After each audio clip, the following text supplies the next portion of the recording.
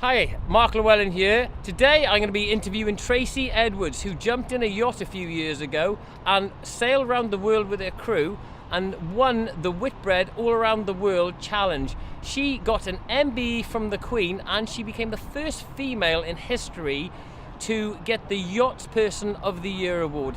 Today we're going to interview Tracy on her tips for success. Tracy, thank you for inviting us into your beautiful home today. You've done a bit of sailing, so yeah, you came out. Let me go back years ago. You came out of sort of school, and were you a sailor from school, or how did you get into the sailing? That's a better question than the one that I normally get. I'm good at answering. I'm just great at questions. I'm just good. Well, the one I normally get is, how did you forge a career in sailing, which is so overstating how it happened. Yeah. So I was expelled from school when I was 15. Were you? Yeah. I went from an English boarding school to a Welsh comprehensive school. I want to know about how you got expelled. Come on. Can you say how you got expelled, or is it like? Well, it was a number of things basically. I was bullied really badly because I was English. And then you said the girl's hair on fire, didn't you? No. What? I was bullied. Yeah. And I was. It was an accumulation of then not going to school, and I was having big problems at home. My life kind of imploded after my father died, so things became quite tough for me. Instead of dealing with them, I ran away. Oh, so after suspending me a number of times, my headmaster finally had enough, and that's probably the best thing that could ever have happened to me, because my mum was so amazing, very forgiving. And she took the bull by the horns and she said to me, listen, she said, you're obviously not happy, education's obviously not working out for you.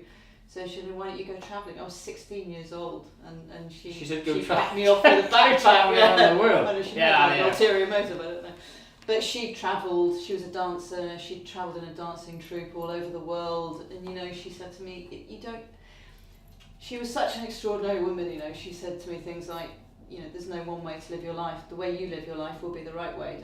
If you don't go to university, it's not the end of the world. That's amazing for somebody to say that, because parents are normally like, do this. I'm 42, and my mum is still like, Mark, do this, do that, and I'm like, come on. Yeah, no, I think she realised that I was mixing with an interesting group of people at the time, and it could have all gone horribly wrong, and the best thing was to get me out. And I think that was incredibly brave of her, and it's only now I have a 16-year-old daughter that I realise how brave that was of her, because there's no way I would let her go backpacking around Europe at the age of 16.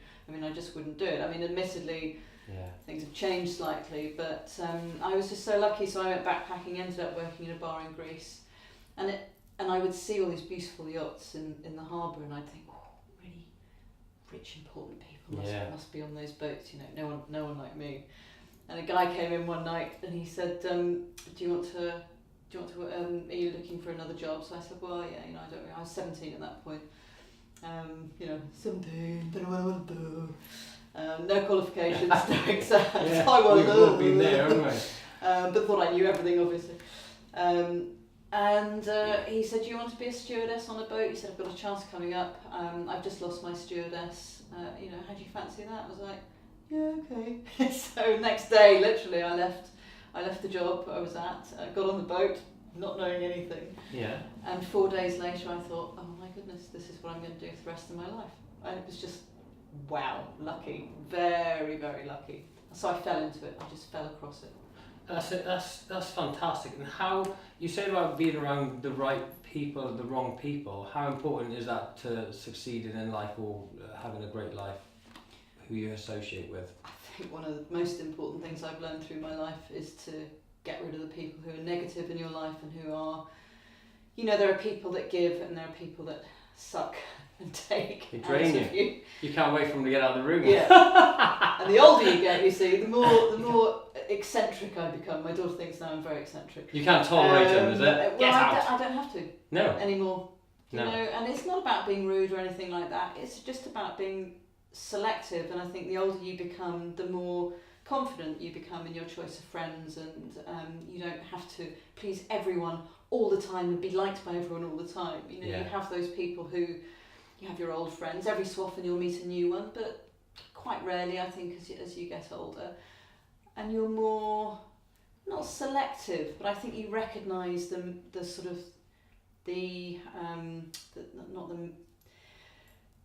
you recognise the people that are going to enhance your life and that you're going to enjoy being friends with, and who are going, you know, have that same joy of everything. I think that's...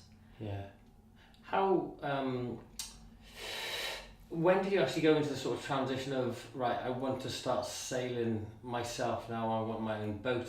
And did you start off with the little rubber dinghy, or how did it start? No, I don't do dinghies. No, sorry.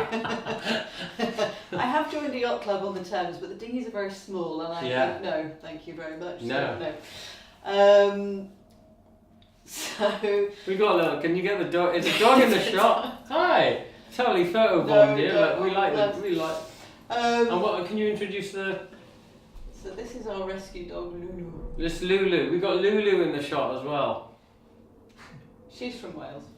Well, everybody, and where you from? Because you got Edwards, your last name was Edwards. Well, my father was Welsh. Yeah. I was born in England, but I grew up in Wales. You're a bit posh now, girl, living in London. Well, you see, I grew up for the first 10 years of my life with a very English accent. Yeah. It was only when I went to a comprehensive school in Wales, I learned to speak with a Welsh accent in about 5 seconds, realising I was going to die if I didn't. Yeah, you better take elocution so lessons. I lived there for a number of years, so I can feel it coming back every so often, especially when I crossed the Severn Bridge. Yeah. My daughter. And there's Danielle and Nick in the room as well doing the filming and stuff. And yeah, we're all Welsh, so it's overwhelming. Now you're in trouble in London. But so yeah, what was the first boat? How did that all happen? Well, I kind of went. I was again. I've been very, very lucky, and again with people, and I think because my mum, keep going on about it, just gave me some great advice. You know, she said, if you open yourself up to the universe, the right people will appear in your life at the right time.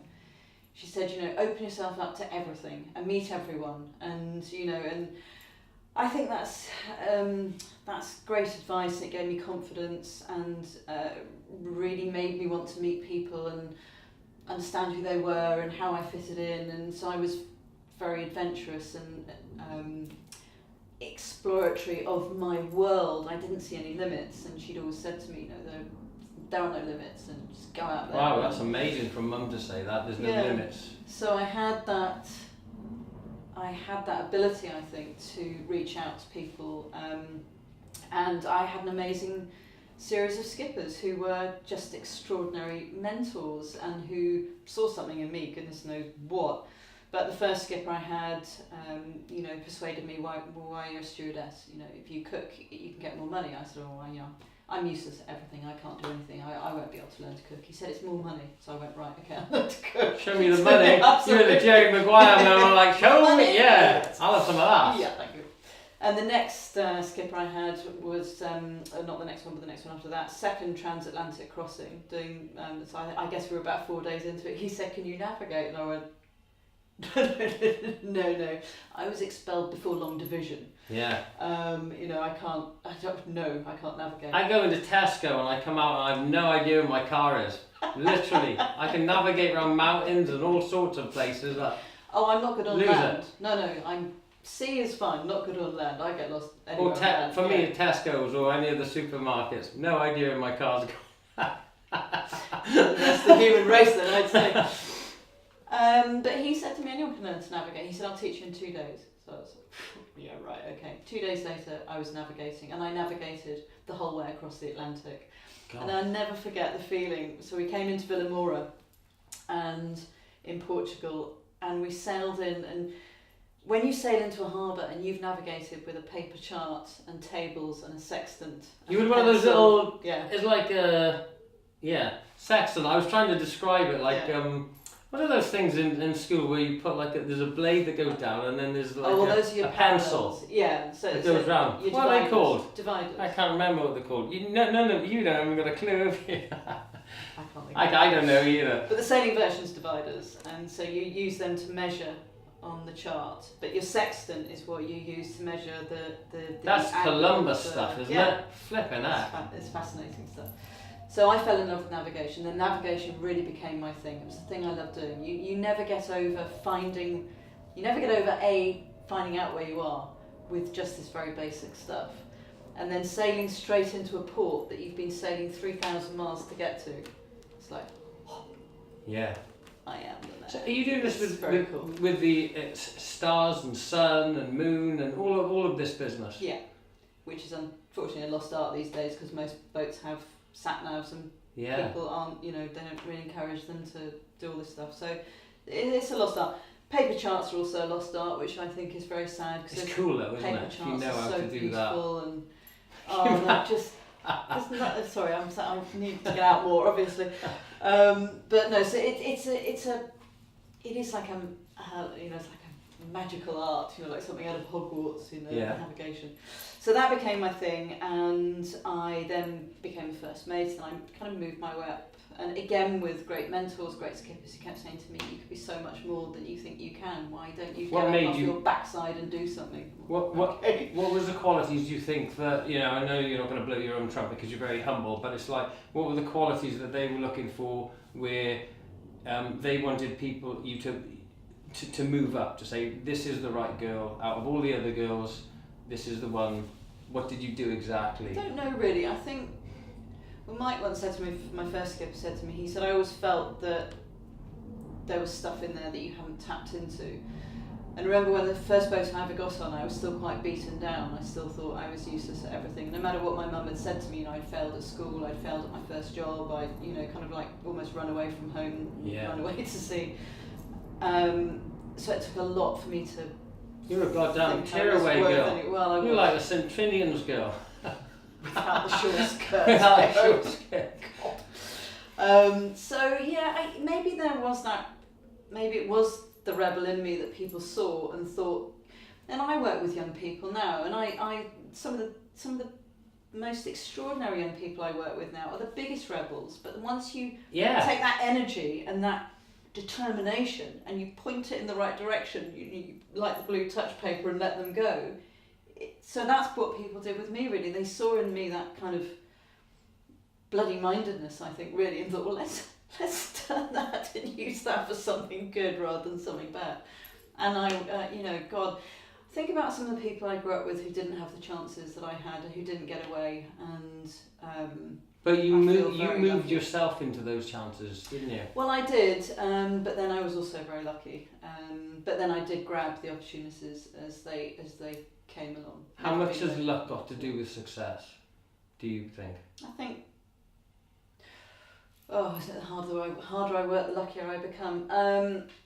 I think with sailing especially, it's a very visual way to look at luck, because when you're sailing around the world, you're trying to reduce the luck element to the tiniest part of everything you're doing. You can't rule it out completely. So you're trying to get the best boat, the best team. You're trying to do the most amount of training. Yeah. To have the best advisors, the best shore team, the best plan, the best structure. To be the fittest, to be the most eating the best food. So you're like squeezing the luck out of it almost. Exactly. And you need a little bit of luck. Exactly right. Yeah. But there will always be that element of luck, always. So when we won the second leg, for instance, of the Whitbread, which no one, of course, thought we could do, I had a decision to make. Do I go north or south of the Llewhellin Islands in the Southern Ocean? It's a tiny little island in the middle of nowhere, right in our way. It's like, really? How inappropriate. I know. So do we go south or do we go north? I would go north. Where did you go? We went south. And that's why I'm not a sailor. That's why I'd be dead now if I started doing this stuff. But the only reason we went south was because I didn't get the same weather facts through that everyone else managed to get through. Yeah. Oh, weather facts in those days were a nightmare. I mean, we didn't have satellites and all these amazing things they had now. We had a weather fax, Oh, fax. Fax, yeah. Oh, right. With these, just nightmare. You could barely make out what was on these things. I spend most of my life on the boat looking at them going, there must be something in there, something I can understand. I didn't get one through. All the rest of the fleet got one through. And which way did they go? Everyone went north. I got the later one, you see. Just by luck, I got the later one, and it was clearer, and I went... So everyone went north, and you went, that's fantastic, isn't it? So sometimes... But obviously most of it was down to my superior navigation. Well, of course, you know, that goes without saying. But sometimes there's... sometimes you think things are going wrong in your life, and then you look back at it and you think, hey, I'm glad that happened. That happens, doesn't it? That describes my entire life. Winston Churchill's greatest quote, I think, is, "Success is the ability to move from failure to failure without loss of enthusiasm." Yeah. Because nothing is a failure. You know, it doesn't matter if you can, you know, so that if you can treat success and disaster the same. And that's the thing. It's not about, oh, this was a success and this was a disaster. This was a place in your life and it happened and it's a lesson and it's to be used. And you can look at it and go, oh my God, that was a complete nightmare. Oh, you know, this has ruined my life. Or you can go, not exactly where I wanted to be right now, but, you know, look at all these other things this has opened up for me. And you're so right, I look back at some points in my life and I desperately wanted something to happen, but if it had happened the way I wanted it, oh, my life would have been a nightmare. Yeah. So, it's you know, Darwin once said it's not the fastest, the strongest or the most intelligent of us that will survive, it's those who are most adaptable to change. And that says everything I think about success and how we go through the process of learning from our disasters, learning from our successes. And it doesn't, and that's the thing as well that I think that Maiden really taught me more than anything else. It doesn't matter whether we were an all-female crew or up against all male crews or whatever. We were rolling with the punches, we were making the changes, and we were, it didn't matter what was thrown in our way because it was you all... would adapt to it. We just adapted whatever to it. happened. Yeah, and exactly. it's the same, and you think that's the same with life? Absolutely, because some of our disadvantages became advantages. So our disadvantage was we're not as strong as guys. We are not. We're not as heavy and we're not as strong. We don't have that brute force. That's why women are better at doing long distance racing because we have better stamina. Yeah. And why we cannot do America's Cup racing now because, you know, the boys have decided they're going to design these boats so that we can't sail them because they are too hard now for us to sail. We don't have the strength or the weight. We don't have the, you know, the body mass, if you like, to sail these boats. But we do have stamina, we have an extra layer of fat. We have that because we're built to survive, we're built to nurture. So we started thinking, well, how do we use what we were given and counteract the stuff that we don't naturally have? I mean, obviously we can train, we can get stronger, we can have better fitness. The stamina thing for us was a really important thing. And also using our brains instead of brawn. So there were situations that we physically couldn't sail the boat as fast in as men. So we developed a sail design that meant that we didn't have to fly a spinnaker, which was dangerous and too heavy for us to get down. So we designed a poled out headsail. We designed it ourselves. What is that? So it's a headsail which is safer and secure, and you poled out, and it's called goose winging. So you've got your mainsail out there and your headsail out there. It's very solid, it's very stable. Whereas a spinnaker is, you know, it's a movable feast, and it's permanently terrifying. And we got to the point where on the third leg, we were just sailing with this combination up. We saw Racanor ahead of us on the horizon with the spinnaker up. Ooh, hairy! And we overtook them on the water, as you know, waving as we went past. So you did you wave to them?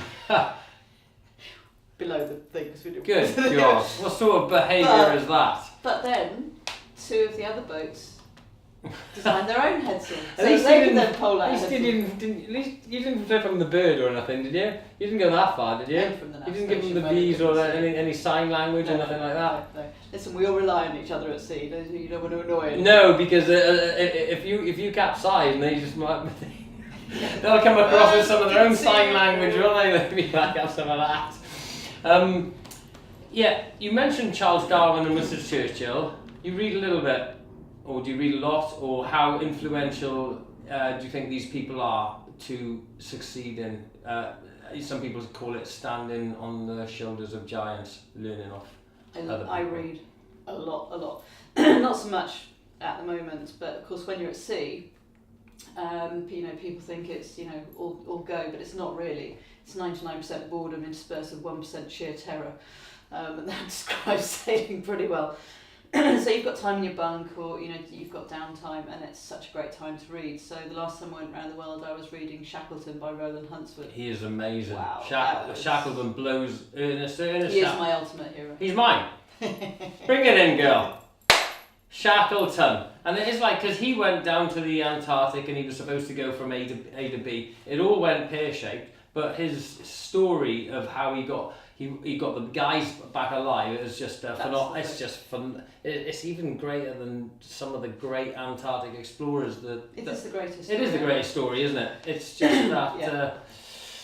His journey from Elephant Island to South Georgia, and then crossing South Georgia, and then 3 attempts to get back, and not one man dying, is better than walking to the pole. It is. And then your men dying on the way back because you were too arrogant to and pull who did back that? before that. I don't know, some guy. You're either in the Scott camp or the Shackleton camp. It's like, yeah.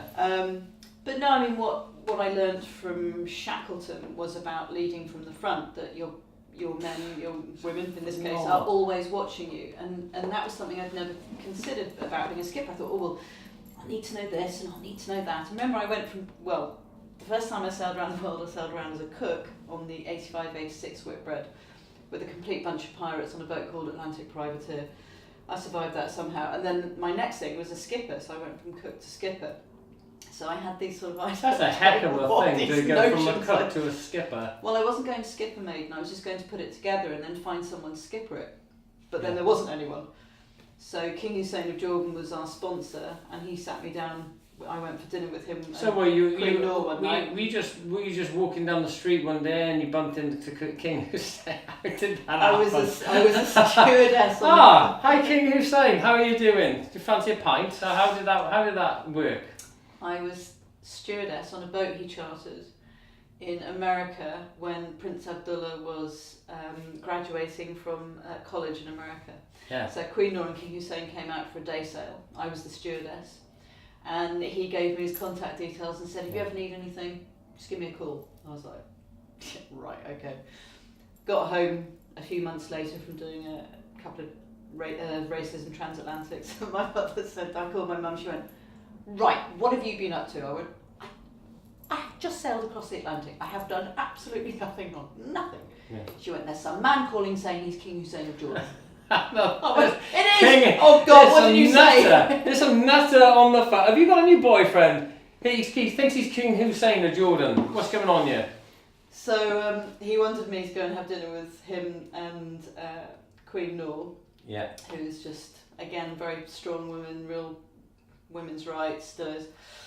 And they were fascinated by the fact that I was just about to do my first Whitbread, the 85-86 race, which I did, and then when I finished that and told him I was going to do Maiden, he was very supportive the whole way along. I mean, it would never have happened without him. No British company would touch us. You know, Royal Jordanian Airlines were just phenomenal, and so was he, and so was she, and in fact the whole family. We spent quite a bit of time over in Jordan, and it was him that said to me, you've got to skipper this, why would you not? You know, I said, because I don't know how to. He said, yes you do. You actually do know how to, you just don't know it. Yeah. So that was the whole thing with Shackleton. What I took away from that was that it was his feminine qualities really which made him an outstanding leader, which I thought was interesting, because Captain Frank Worsley, when he writes of the boat journey, the worst boat journey in the world, writes of Shackleton, his greatest qualities are his feminine qualities. And it was his ability to understand his team and his men and what drove them. So that was an inspiration for me. And the other thing I think that comes across from him is that he was very aware all the time that people are watching him. So you haven't got this arrogant, I'll do as I please type leader. You've got a leader thinking, they need me to look strong at the moment, or they need me to look compassionate at the moment, or they need to know that I know exactly what I'm doing at the moment, even when you have not got a clue. Yeah. So that for me was I have picked the pieces of what other people have done and tried to use them in some way. With King Hussein, some people in life, they're quite ruthless and they can be quite arrogant and they still do quite well. How important do you think it is to just be nice? I think I wouldn't say being nice. I would say having empathy for other people is the most Putting important. yourself in their shoes. Yeah, I think that quality is the greatest quality a person can have. Understanding another human being, respecting them, having empathy for them are the things I think that make people great. I don't think arrogance or hatred or even overwhelming strength makes someone a great leader or a great teammate. And I've learned that over a number of years. I would say that's hugely important. Yeah. So King Hussein give you your Maiden, the boat, or the yacht? What do you want to call it? The dinghy. King Hussein said, "I'm going to give you a dinghy." Well, he didn't. No, he didn't. I had to sell my house to buy a wreck, which then became Maiden. Oh, really? He helped pay for the refit. Oh, that's fantastic. And we all, all of the girls on Maiden, we couldn't afford to do it properly, so we ripped the boat apart, redesigned it ourselves, and then rebuilt it ourselves. Did he make everyone else? You didn't have a? Did you say you didn't have a spinnaker on the boat? We did have spinnakers, yeah. Yeah. It's just that we were a little bit more imaginative with different sail. Yeah. I was thinking maybe he orchestrated it so everyone else was spinnakers and you were that extra thing. No. They can all die for all I care. That's I'm sponsored that boat. No, that would be absolutely the opposite of King Hussein, actually. Yeah, he's a lovely man. Yeah, and terrifying moments, was there parts of that journey where you thought, I'm actually going to possibly die, or did you all, yeah? Yeah, I think there's one, the second leg was a nightmare. We're talking about serious bit, and Lulu was just popped the hello! She's talking about death and dying, and she, hello! Do you want me to go and shut the session door? Nah, that's alright. Lulu, get down. Yeah, down. she's alright.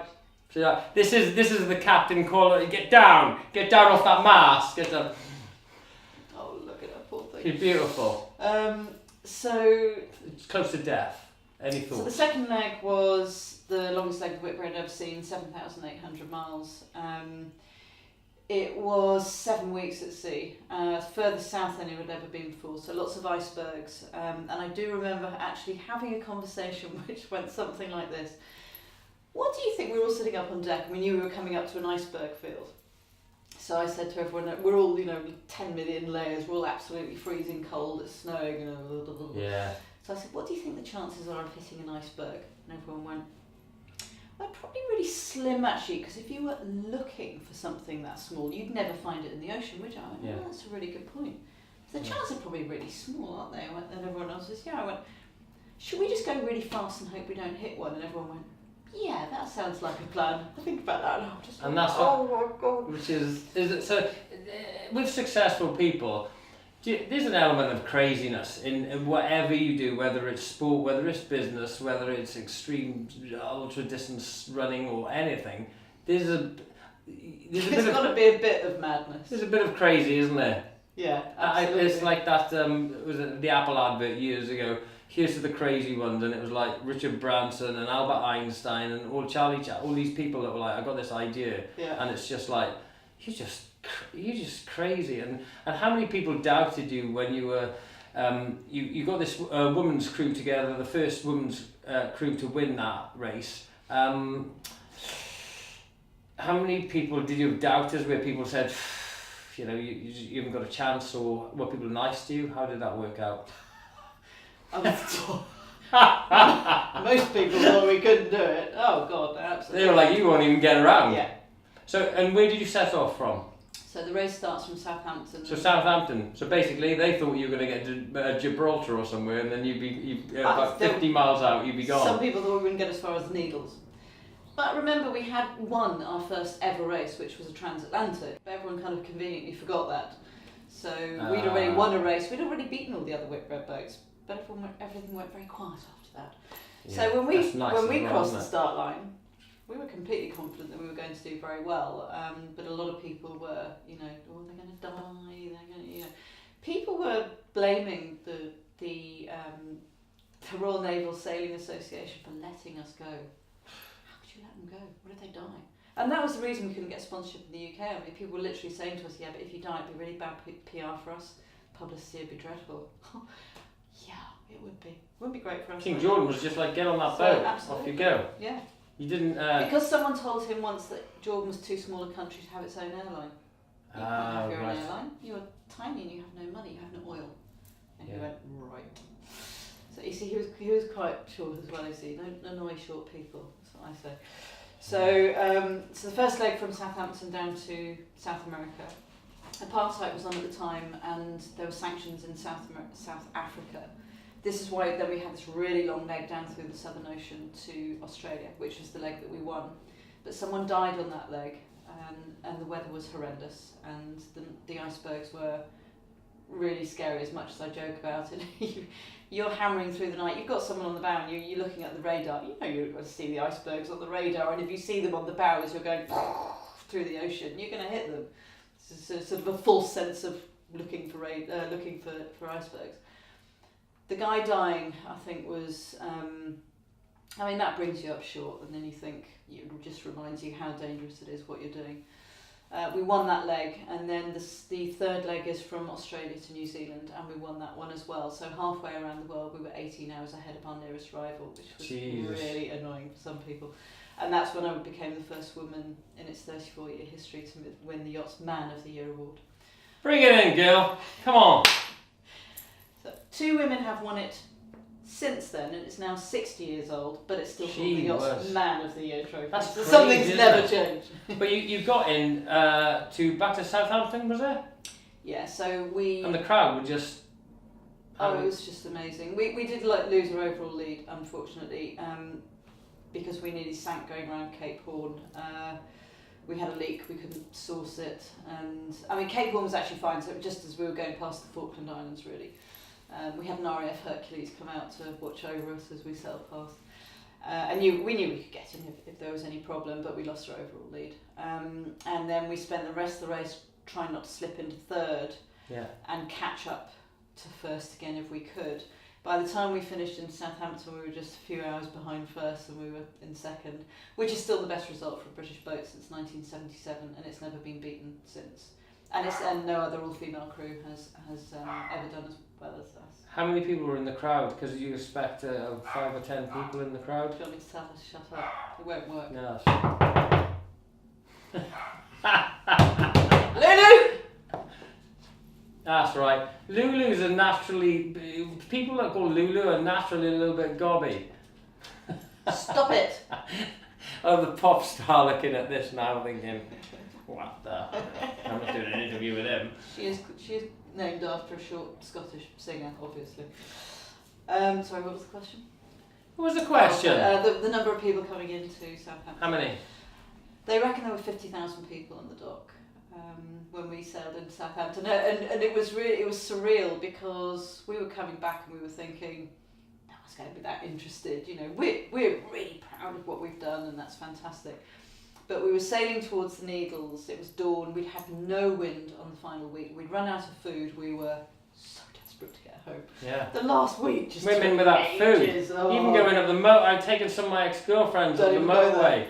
It's like all hell breaks loose when they're away. Are you hungry, Mark? No, not really. See, this is when I was trying to understand women, the psychology, all of that sort of stuff. You hungry on the moat? No, I'm not hungry. I just carry on for miles and miles. I didn't actually realise at the time that means I want to stop my food. It took me 2 or 3 girlfriends to work that bit out. Anyway, I stop now. I really do. Sensible man. So there was like 50,000 people here, and just people going crazy, and people...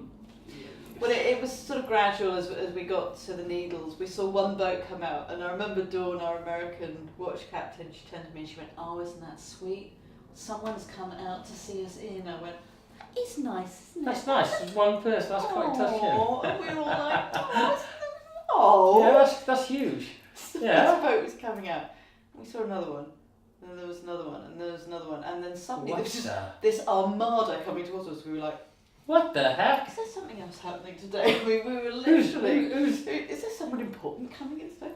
So as they reached us, they all turned round and came in with us, and it makes me go goosebumpy. I'm going goosebumpy now, like thinking 50,000 people seeing you come in and just insane as well. It was insane. So the water was like crazy and churning up, and everyone was screaming and shouting. They were throwing flowers, roses onto the boat. God, like the noise was building, and then when we crossed the finishing line, we didn't realise they brought in a firing gun, especially for us, and it was so loud. When on the footage, when you watch it, the gun goes off. You can see me shoot about foot. Well, it's like a big artillery or naval gun going. Yeah, we just expected a little boom. And it was like boom. We were like, and as that went off, every ship in Southampton Harbour blew its horn. Oh my God! I was a wreck by this time. I was blubbing. Everyone was blubbing. It was, it was just phenomenal. It was an amazing day. And then we came round into Ocean Village. Yeah. And I remember thinking, if I'm ever going to crash, it's going to be now. You know, middle of the ocean, not a ding. 50,000 people, I'm going to crash into the docks. All I could think of wasn't the number of people. It's like, don't crash the boat into the dock. Don't crash the boat into the dock. So we came in, and then it was overwhelming. I mean, we were. There was just people swarming onto the boat, and I mean that's quite shocking. You've been at sea for 4 weeks, and it's like, get out of my personal space. Yeah.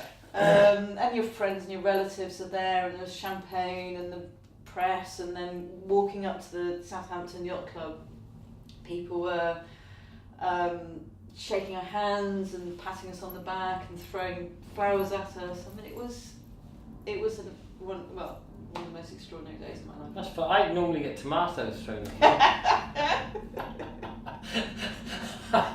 It's not quite the same, is it? I think we would have thrown. But you broke 7 world records. Well, not on that race. That was another one. You just like, that's another one. I just like, so yeah, I wasn't even going to mention breaking the 7 world records, but you broke 7 world records in another race. Yeah. And again, who were you up against there? I put together the first all-female crew to race a maxi multi-hull, and also to take on the French, who held all the ocean records at the time. We thought that was very unfair. You beat the French man. So we made it our mission to remove as many records from French sailors as was humanly possible. We managed quite a few. Fantastic. Bring it in again, girl. That is fantastic. What would you say to people, just wrap it up now, what would you say to people who have a goal and a dream and they want to achieve something fantastic with their life, whether it is doing something on a phenomenal scale like that, and you got an MBE from the Queen and everything, all of these awards, or they just want to go to the next level of their life, what would your advice for them to be? I think my advice would be, you've got to see what's there. You've got to see the big picture, where you want to get to, what it's going to look like. Visualization is really important for me. Yeah. But then I think a lot of people make the mistake of then going, oh my God, that's so big and it's so far away. Oh, So you have that, but then you have to come down to here, right here, today, this moment, this, it's called the precious present. I call it the precious present. So you know where you're going. That's fine. To keep that in your mind, you've got to start somewhere. You've got to start with the first step, and it's got to be small. And then you've got to understand every part of the process. And then one of the questions I get asked in schools the most is, what is the secret to success? And I go, I am so sorry to tell you this. I almost don't want to tell you this, but there is no secret. It's hard work. Yeah. It's hard, relentless yes. work. It's not giving up. And, for me, the nuts and bolts of things are so important. Understanding how to get there. You plan backwards from there, and then you start taking those little steps. And if you think, oh God, I'm not getting anywhere, you remind yourself, oh, that's where I'm going, that's where I'm going, that's where I'm going. Yeah. But it's never losing that focus. Having said that, if you do go off message or off path or have to take a detour, that's okay. Yeah. As long as you're still looking at the steps that you need to take to get there. There's no magical I would love to be able to say, there is a secret. It's been told a million times it's not. before. Yeah. It's just hard graft. That's fantastic. Tracy Edwards MBE, thank you very much again for inviting us into your house. It has been an absolute honour and a pleasure. Thank you. It's been a pleasure to meet you. Thank you very much. So, what am I doing now? So 3 years ago, Maiden, my beautiful boat, was dumped in the Seychelles in the Indian Ocean. And she's been sitting there rotting ever since. And the marina contacted me and said, what do you think we ought to do with this boat? And I said, I think you ought to let me buy her. So we've started the Maiden Rescue Project. We're now fundraising to get Maiden back to the UK, where she belongs, after a 27-year absence. She will then be working with girls' education charities all over the world. She'll become an ambassador for girls' rights. She'll work with charities such as the Girls Network, UN Women, I Am Girl and Just a Drop.